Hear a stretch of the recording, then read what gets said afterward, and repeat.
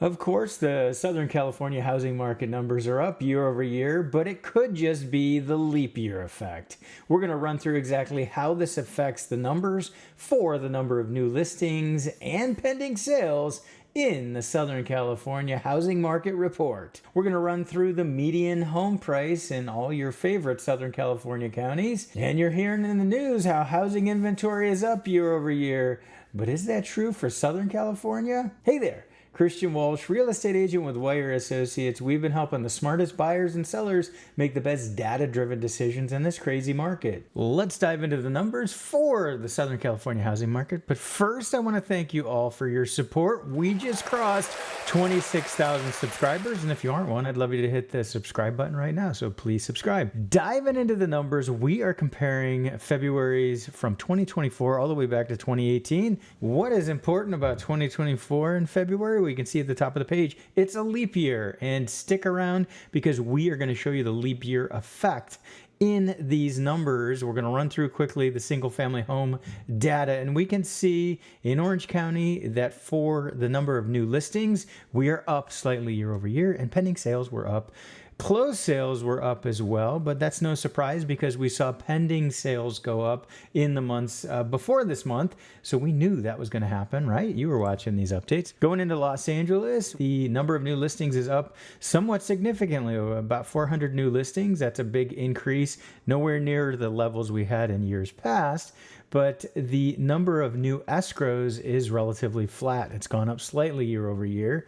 Don't forget about that leap year effect. We're going to show you something interesting. See, the gap between the number of new listings and pending sales is growing in Los Angeles. Have to keep watching that trend to see if we start to see inventory stick. This is a time of year where inventory is going to be coming to the market, so it's no surprise to see an increase in it. But we have to watch and see if it gets crazy like it did in the previous years. Okay, Riverside, we can see, again, up over year for pending sales and the number of new escrows. San Bernardino, we can see actually pending sales are down slightly. Now, I will tell you, when we run these numbers, this close to the end of the month, these numbers will increase slightly if we look at them in another 30 days or so, because agents are slow in marking them, but it's not going to be a dramatic change. Ventura marching to its own drummer. We can see a slight uptick in new listings, but look at the drop in the number of pending sales. So with this drop, what we're going to see in sold listings, well, we have a slight increase year over year. When we get into next month's data, into March's data, we're going to see a drop in the number of closed sales, and we'll have to see what happens with pending sales. Continues to march to its own drummer. San Diego, up slightly year over year for new listings, up slightly for number of properties going under contract, more than slightly, over 100 additional properties went under contract. But hold your horses, and what you have to remember is that February of 2024 was a leap year, 29 days versus the 28 we had in 2023. So we have to look closer at the numbers to actually see if there's an increase year over year. We saw, for the most part, there was an increase in new listings and pending sales, except for Ventura and their low pending sales. But it could be just because there's that extra day. We actually have to go ahead and factor that in. And how do we factor that in? Well, we take the numbers we just ran through and we divide the 2023 data by 28 and the 2024 data by 29.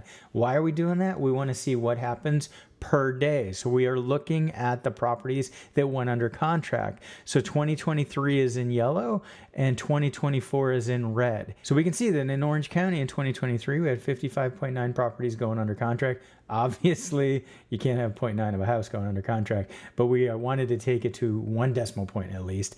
And then 2024, we're at 57.6 properties per day. So what does that mean? Yeah, we had that one extra day in the year, but we actually have more properties going under contract per day in Orange County. So the year over year increase we saw in data also shows that we're getting year over year more properties going under contract per day in Orange County. LA, not the same story. So we had 131 properties per day go under contract in 2023, and we had slightly fewer go under contract, 129.2 in 2024. Now, we saw in the other data, it was an increase, but when you factor in the leap year effect, we actually had fewer properties going under contract in LA this year in February than last year if you look at a per day count. Riverside, we see an increase year over year in the per day count. San Bernardino is a drop year over year. So even though last year at this time the weather was kind of rough in San Bernardino, we actually had more properties going under contract then. Ventura, we saw that huge drop. We could see almost 4 fewer homes per day going under contract.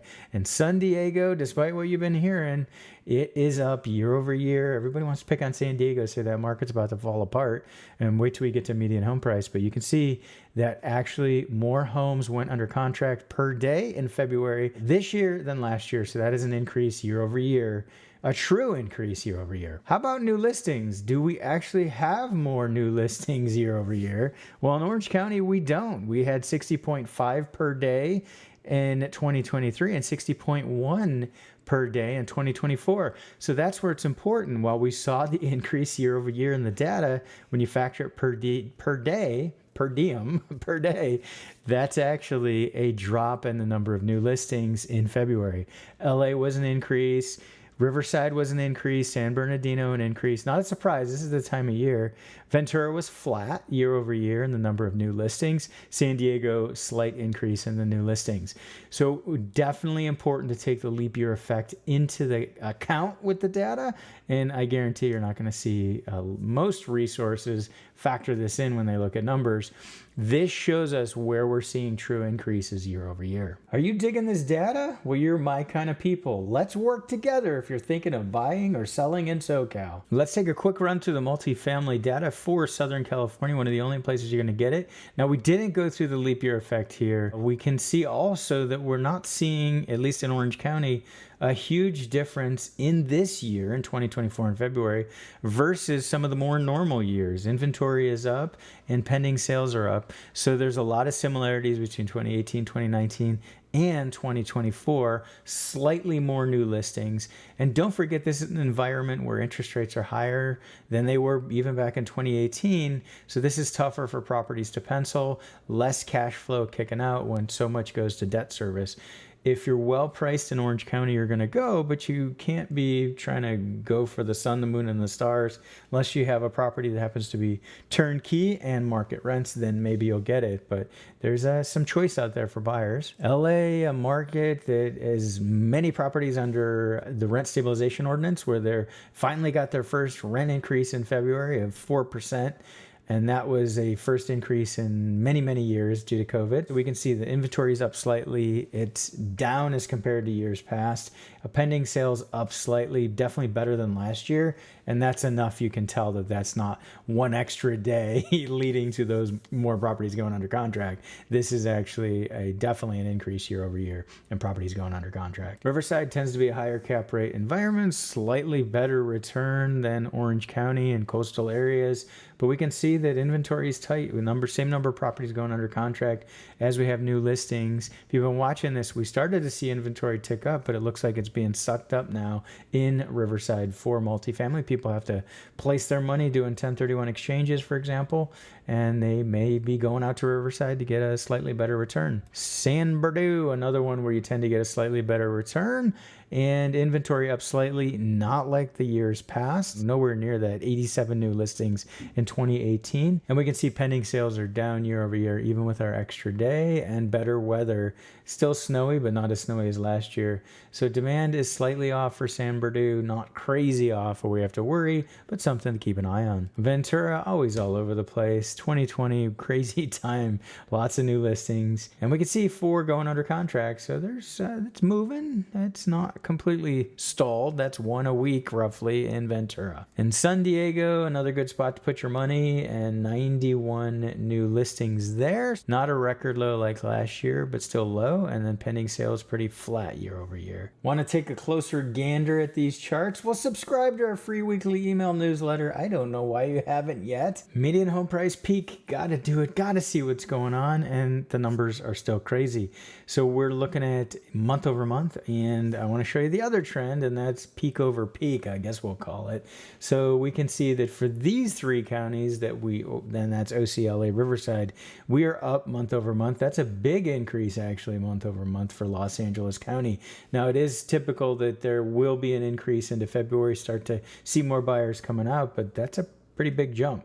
Now, how does this compare to the peak? As we've talked about, April was the peak in most of these counties per InfoSparks.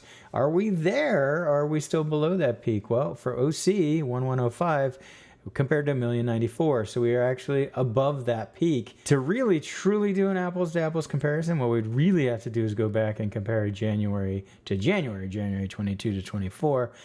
So this is not a fair comparison, to be honest. This was the peak into the summer season. This was just as interest rates were starting to go up, and then they went up even higher, and it crushed prices.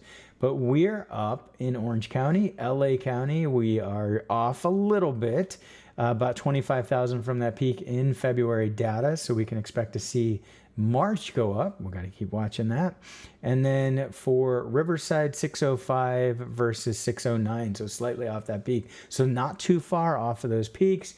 Year over year, OC at a blistering 14.5, LA 10.6, Riverside 7.5%. Big numbers. And our other three counties, how are we doing? Well, we are up, and look at the San Diego month over month increase, except for poor San Bernardino. San Bernardino dropped slightly for the median home price going into February, and we'll have to see where it ends up.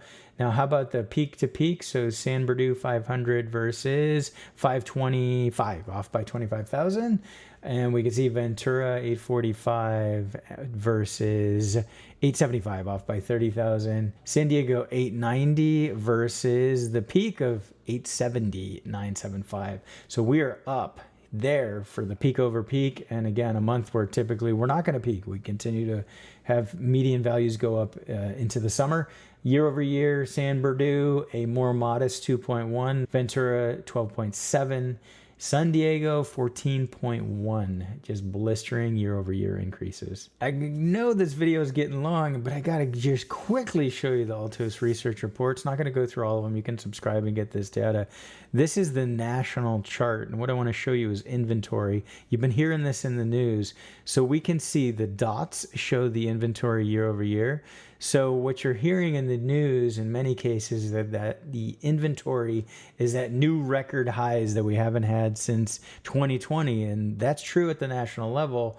But as we always talk about, you got to look closer. So you get into California and you can see that year over year at the statewide level, that inventory is pretty flat. You don't have to go all the way back to 2020. It's flat at the statewide level. And then you look at the county level and you can see Orange County, we're down slightly year over year. Definitely not what you're seeing at the national level. LA is only up very, very slightly, 5,076 versus 5,009. And there is no leap year effect in these numbers because these are weekly numbers. Riverside, pretty flat. So again, you're seeing San Bernardino, pretty flat year over year. Even Ventura, our poor little Ventura, marching to its own drummer, pretty flat year over year. San Diego down slightly year over year. So again, important to know what's going on in your backyard, and that's why you need to subscribe so you can actually get your zip code and or city specifically to see how it compares to the national, state, and county numbers. Don't go anywhere. The next thing you need to know is in this video right here. Thanks for tuning in. This has been Christian Walsh, real estate agent with Wire Associates, and we can't wait to hear from you.